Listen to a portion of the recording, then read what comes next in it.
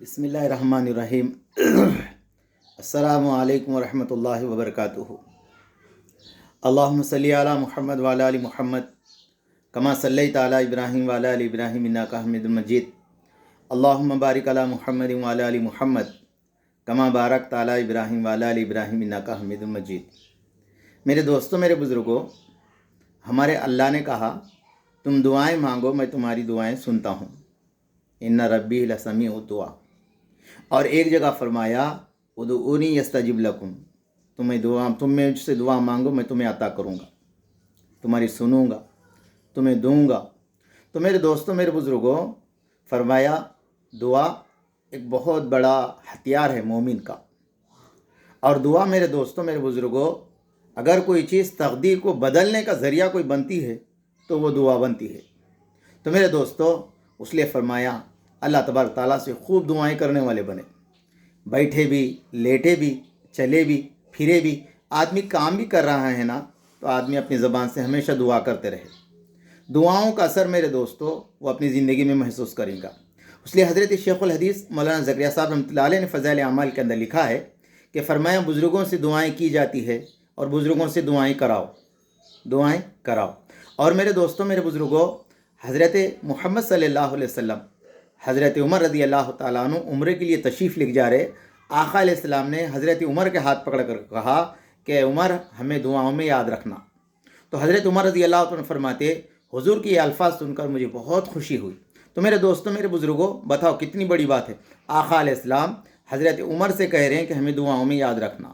تو میرے دوستوں، میرے بزرگوں، آج میرا دعا بات کرنے کا مقصد یہ ہے کہ فرمایا انسان ہم پورے ایک ایمان والے ایک جسم کے مانند ہے۔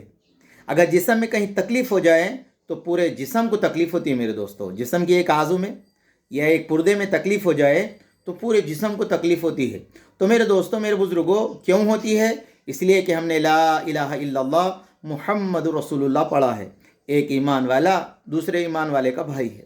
اور میرے دوستوں، میرے بزرگوں، یہ کلمے کی وجہ سے، یہ کلمے کی نسبت کی وجہ سے ایک دوسروں کو تکلیف ہوتی ہے میرے دوستوں۔ دنیا کے کسی خطے کے اندر، کسی کونے کے اندر مسلمان کو تکلیف پہنچتی ہے تو فرمایا پورا ایمان والے غمزدہ ہوتے ہیں۔ تو میرے دوستوں، فرمایا اس کے لیے کیا کرنا چاہیے؟ اس کے لیے تو میرے دوستوں، میرے بزرگوں، حضرت بقی بن مخلد رحمۃ اللہ علیہ بول کے ایک بہت بڑے بزرگ گزرے، حضرت مولانا تقی عثمانی صاحب تراش کتاب کے اندر یہ واقعہ کو لکھے۔ دعا کیسی ہوتی ہے دیکھو میرے دوستوں۔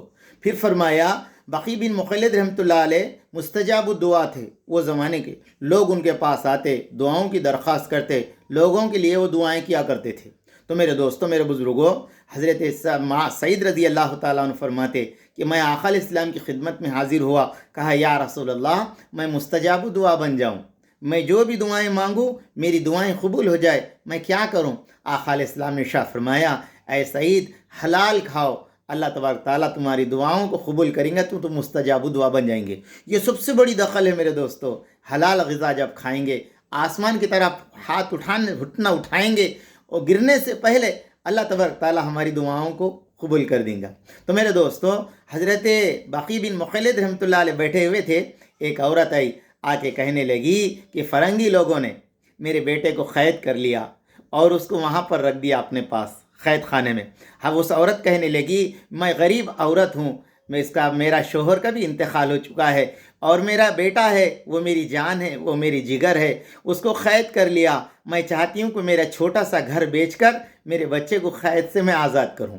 حضرت بقی رحمۃ اللہ علیہ نے اس عورت کی بات کو سنی، فرمایا تم جاؤ انشاءاللہ اس کے لیے کچھ انتظام کریں گے۔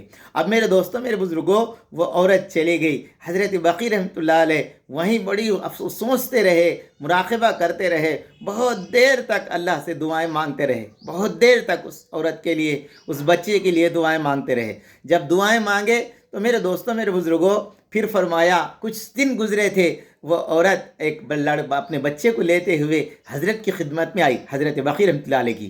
حضرت نے پوچھا یہ کون ہے؟ کہا حضرت یہ وہی لڑکا ہے جو میں آپ کے پاس دعائیں کے لیے آئی تھی، کیا ہوا کچھ واقعہ سنائیے۔ تو اس نوجوان نے کہا حضرت عجیب واقعہ پیش آ گیا میرے ساتھ۔ فرمایا مجھے کئی دن ان لوگوں نے اپنے قید خانے میں رکھا، پھر اس کے بعد میں بادشاہ کی خدمت کرنے کے لیے مجھے مقرر کر دیے اور میرے پیروں میں بیڑی ڈال دیے تھے، پیروں میں بیڑی ڈال دیے۔ میں کئی دن تک بادشاہ کی خدمت کرتا رہا اور فرمایا ایک وقت ایسا آیا میرے پاؤں میں جو لوہے کی بیڑیاں تھے وہ خود بخود ٹوٹ گئے۔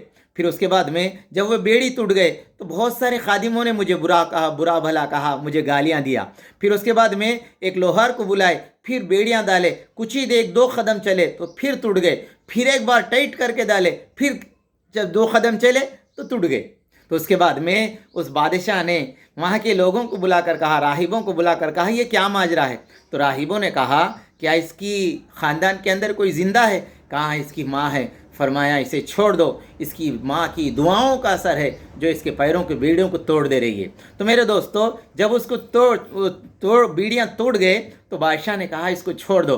جب میں چھوڑ دیے تو وہ گھر کو آنے کے بعد حضرت کو کہنے لگے حضرت یہ واقعہ پیش آیا۔ حضرت نے پوچھا وہ گھڑی کون سی تھی جس وقت تمہارے پیر کی بیڑیاں ڈال رہے تھے اور ٹوٹ رہے تھے؟